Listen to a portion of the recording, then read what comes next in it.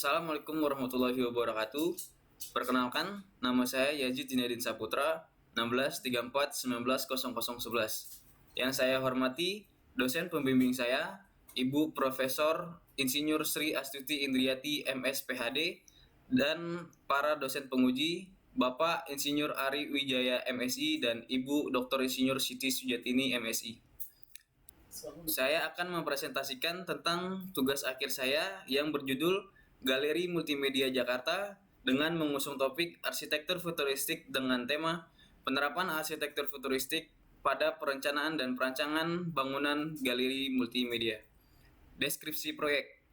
Judul Galeri Multimedia Jakarta, topik arsitektur futuristik, tema penerapan arsitektur futuristik pada perencanaan dan perancangan bangunan galeri multimedia yang berlokasi di Jalan MH Tamrin, Kebon Sirih, Menteng, Jakarta Pusat dengan luas lahan kurang lebih 1,1 hektar. Analisis pengguna. Analisis pengguna dibagi menjadi 3. Yang pertama itu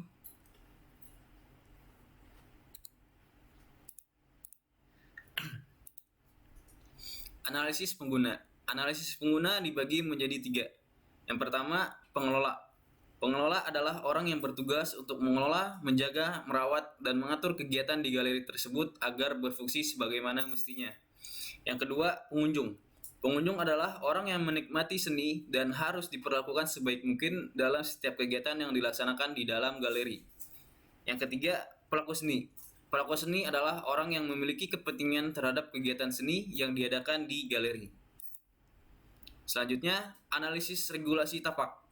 Luas tapak kurang lebih 11.276 meter persegi dibulatkan menjadi 11.280 meter persegi.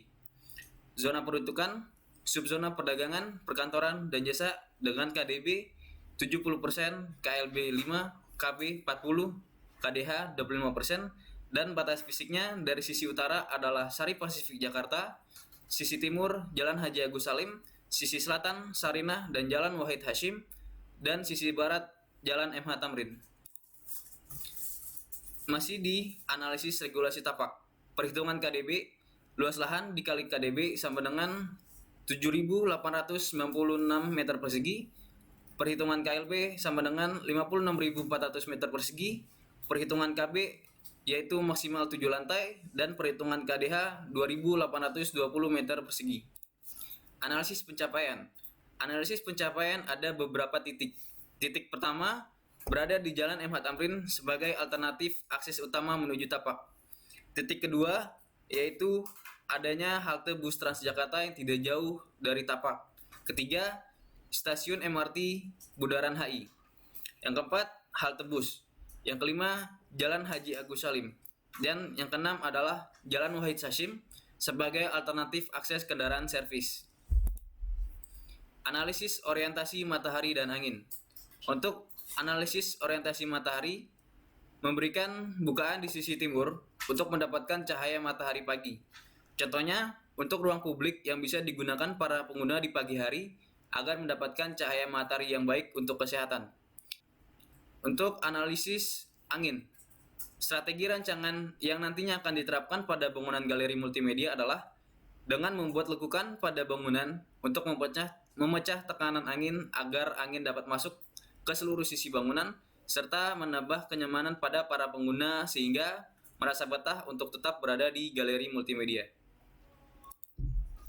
Konsep site plan. Konsep site plan dari perancangan, luas lantai dasar yang terancang adalah 5.178,8 meter persegi dan luas parkir yang ada di atas lahan yaitu 446 meter persegi.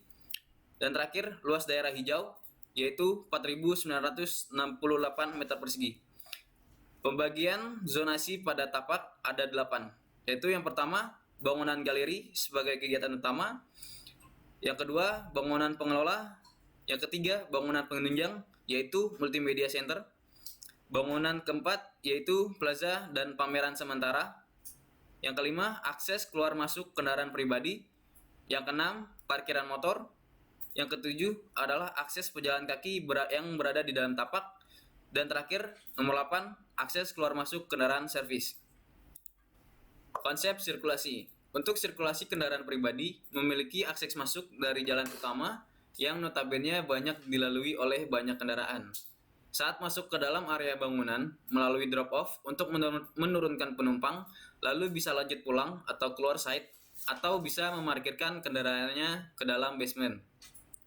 Untuk sirkulasi pejalan kaki, diprioritaskan menggunakan jalur pedestrian yang lebarnya mencukupi untuk memberikan kenyamanan bagi orang yang melintas. Sedangkan untuk menyeberangi jalan yang merupakan sirkulasi kendaraan, menggunakan zebra cross sebagai penanda bahwa pejalan kaki boleh menyeberang atau melintas jalan tersebut dengan aman.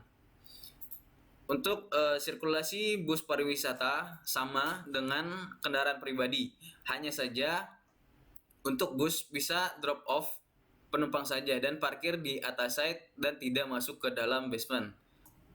Untuk sirkulasi kendaraan servis masuk melalui jalan belakang site agar tidak mengganggu sirkulasi kendaraan pribadi dan bus dan tidak terjadi sirkulasi menyelang atau cross circulation.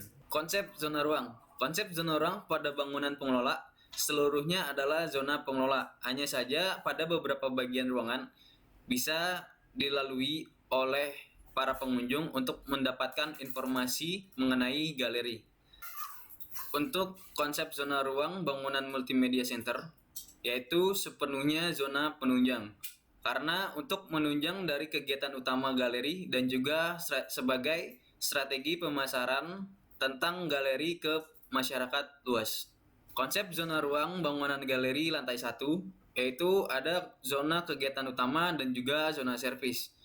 Lalu pada bangunan galeri lantai 2, itu ada zona kegiatan utama, zona servis, zona penunjang, dan juga zona pengelola. Konsep massa. Bentuk dasar lingkaran pada massa bangunan, lalu membuat lubang di tengah dengan lingkaran yang lebih kecil. Setelahnya dibagi menjadi 4 bagian dan hanya digunakan 2 bagian yang berseberangan sehingga membentuk sirkulasi yang radial pada bagian tengah massa yang bisa dimanfaatkan sebagai ruang terbuka sekaligus koneksi antar kedua massa tersebut.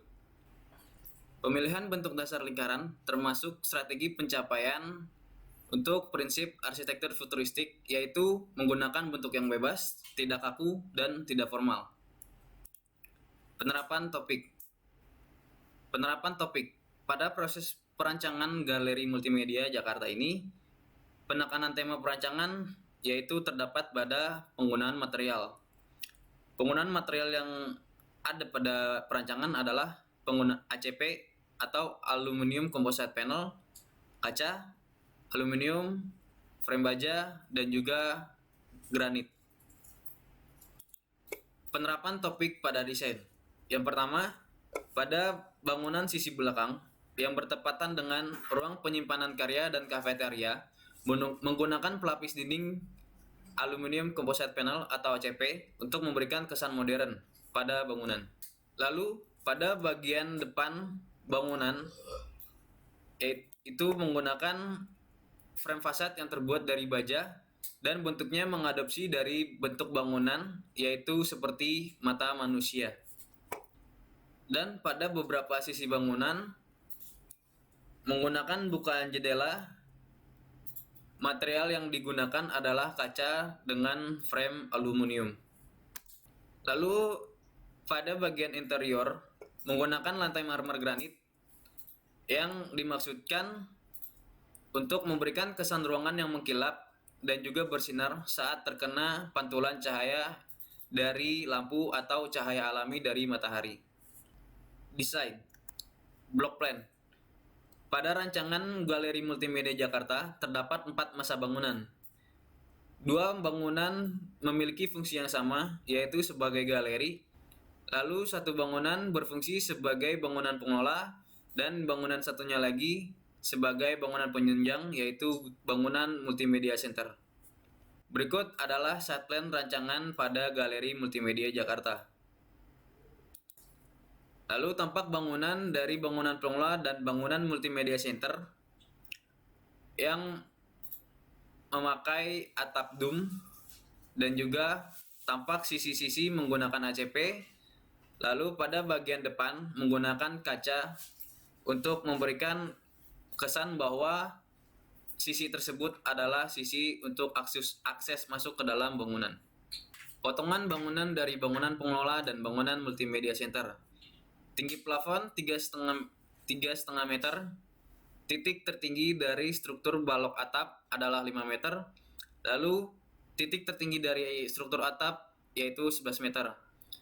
Struktur atap yang digunakan adalah bentang lebar space frame dengan pipa besi 10 cm dan menggunakan ball joint berdiameter 20 cm. Lalu masuk ke tampak bangunan dari galeri. Berikut adalah tampak sisi utara, yaitu sisi paling belakang pada galeri pertama, dan sisi utara yaitu tampak belakang dari galeri kedua. Dan ini adalah tampak sisi barat dan tampak sisi timur. Tampak sisi barat merupakan akses untuk menuju bangunan galeri, dan tampak sisi timur adalah tempat berhentinya kendaraan servis untuk mendrop off barang-barang karya seni. Potongan bangunan dari galeri memiliki tinggi plafon 3,5 cm dan floor to floor 5 meter. Sedangkan untuk ruangan auditorium itu plafon tertinggi adalah di titik 10 meter. Sekian presentasi dari saya, kurang lebihnya mohon maaf. Wassalamualaikum warahmatullahi wabarakatuh.